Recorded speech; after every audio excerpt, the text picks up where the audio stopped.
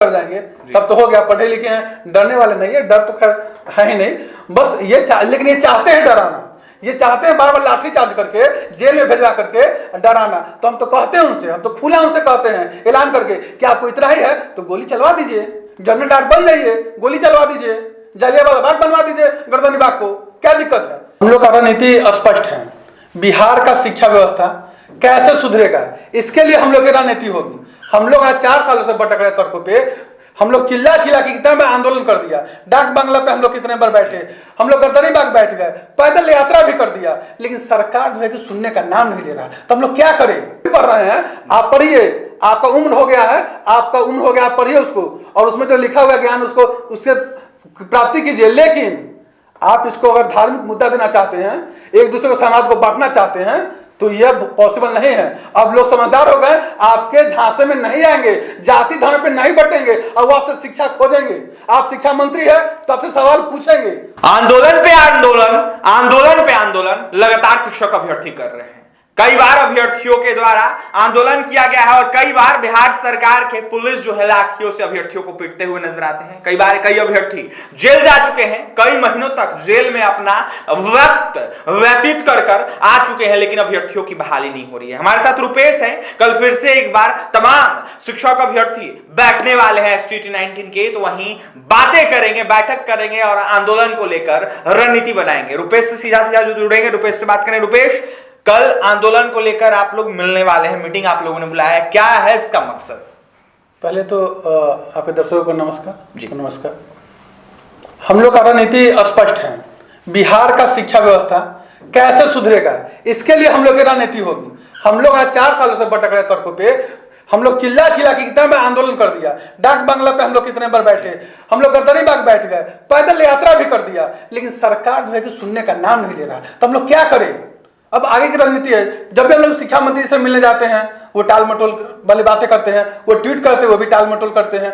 अब कल देखिए, कल जो है कि सीना पीट रहे थे, बाबाही अपने हाथ से अपने पीठ को मतलब थपथपा रहे थे। ये बिहार के जो +2 का जो रिजल्ट आया इसके लिए कि इतने % रिजल्ट आया, इतना अच्छा बिहार का रिजल्ट आया, इतने जल्दी आ गया रिजल्ट। अरे भाई मेरे, बिहार का रिजल्ट आप मत पीटिए सीना, अपने खुद को, अपने पीठ को मत थपथपाइए।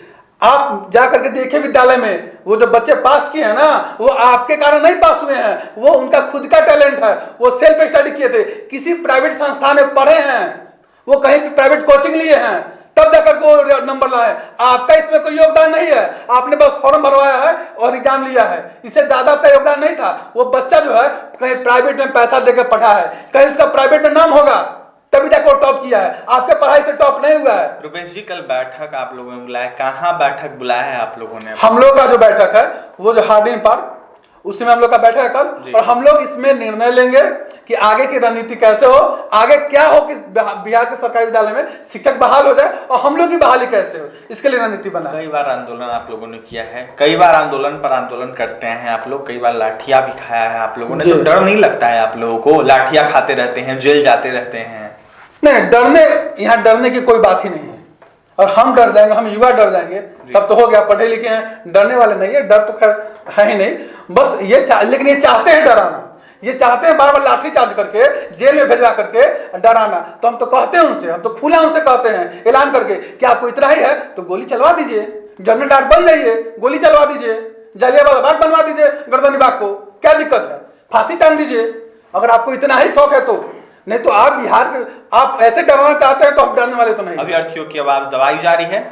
दबाई नहीं जा रही है, लगातार दबाया गया है, और लगातार ऐसे नहीं दबाया जा रहा है, बस वो सडन की तरह दबाया जाता है। अब घुमाया जाता है, सचिवालय जाइएगा कुछ उनका अलग बयान होगा, शिक्षा मंत्री का बयान अलग होगा, कल के न्यूज़पेपर में बयान कुछ अलग होगा। एक मानसिक तौर से मतलब आप उसको परेशान कर रहे हैं, टॉर्चर कर रहे हैं अभ्यर्थी को। लेकिन अभ्यर्थी भी अब ये कमर कस चुका है कि आपका टॉर्चर कितना भी कर लीजिएगा, हम लोग सड़क पर उतरेंगे तो उतरेंगे, हम लोग आपसे पूछेंगे तो पूछेंगे, हम लोग आपको चैन से बैठने नहीं देंगे। मलाई जो खाने के चक्कर में है, भागवत गीता पढ़ रहे हैं, अब जो भी रामचरितमानस पढ़ रहे हैं, जो भी पढ़ रहे हैं आप पढ़िए, आपका उम्र हो गया है, आपका उम्र हो गया, आप पढ़िए उसको, और उसमें जो लिखा हुआ ज्ञान उसको उससे प्राप्ति कीजिए। लेकिन आप इसको अगर धार्मिक मुद्दा देना चाहते हैं, एक दूसरे को समाज को बांटना चाहते हैं, तो यह पॉसिबल नहीं है।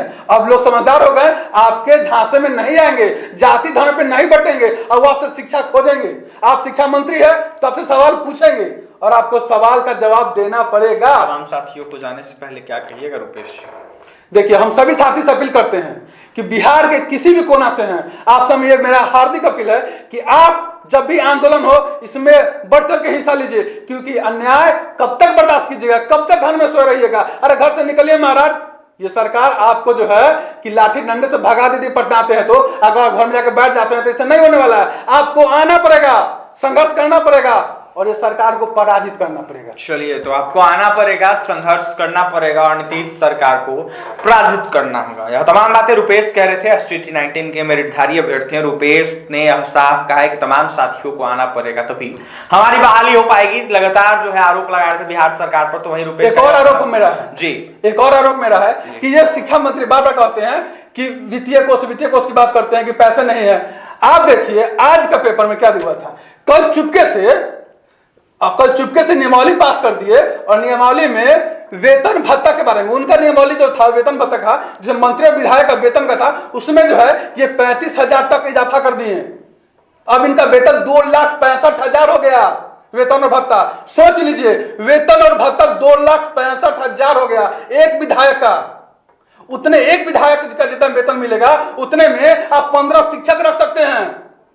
जब 15 शिक्षक हजारों बच्चों को पढ़ाएंगे, एक विद्यालय में तो 15 शिक्षक कहीं है नहीं है, अगर आप दे दीजिएगा तो उसमें 2,000 से 2,500 बच्चे पढ़ते हैं एक विद्यालय में।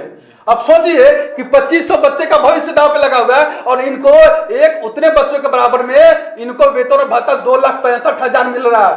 कितने शर्म की बात है कि आप अपने वेतन और भत्ता को के लिए नियमावली बना देते हैं, उसके लिए पैसे के पास है, लेकिन शिक्षक देने के लिए पैसा नहीं है, आपको शिक्षक बहाली करने के लिए पैसे नहीं है। ये आपको शर्म आनी चाहिए कि आप चुपके से अपनी नियमावली पास कर लेते हैं। आपका सुविधा में कोई कमी नहीं है, सिर्फ वेतन की बात कर रहे हैं 2,65,000 और खर्च छोड़ दीजिए, सिर्फ वेतन की बात कर रहे हैं। बिल्कुल, तो देख सकते हैं रुपेश ने यह साफ आरोप लगाया है कि मंत्रियों का, विधायकों का जो वेतन है वो बढ़ जा रहा है, इजाफा उनके वेतनों में कर दिया जा रहा है, लेकिन शिक्षक अभ्यर्थियों के बहाली की जब बात की जाती है तो कहा यह जाता है कि हमारे पास पैसा नहीं है, हमारे पास फंड नहीं है, हम बहाली करेंगे तो करें क्या? सबसे बड़ा यह सवाल है कि विधायकों का पैसा बढ़ रहा है लेकिन शिक्षक अभ्यर्थियों की बहाली नहीं हो रही है। जब यह सवाल किया जाता है कि शिक्षक अभ्यर्थियों की बहाली क्यों नहीं हो रही है, तब बिहार सरकार की तरफ से यह कहा जाता है कि पैसा ही नहीं है। लेकिन सबसे बड़ा यह सवाल है, पैसा अगर है नहीं तो विधायकों का पैसा क्यों बढ़ाया जा रहा है? अगर पैसा है नहीं तो विधायकों का पैसा 2 लाख से ऊपर क्यों किया जा रहा है? सबसे बड़ा यह सवाल है। देखने वाली बात यह होगी कि शिक्षक अभ्यर्थियों की बहाली कब होती है। कल STT 19 के मेरिट अभ्यर्थियों का पटना के हार्डिंग पार्क में बैठक है, तो वहीं आंदोलन को लेकर रणनीति बनाएंगे। देखने वाली बात यह होगी कब आंदोलन होता है। कई बार पहले भी आंदोलन अभ्यर्थियों ने किया है। और भी तमाम खबरों के लिए NBC 24 के साथ बने रहें। बहुत बहुत धन्यवाद।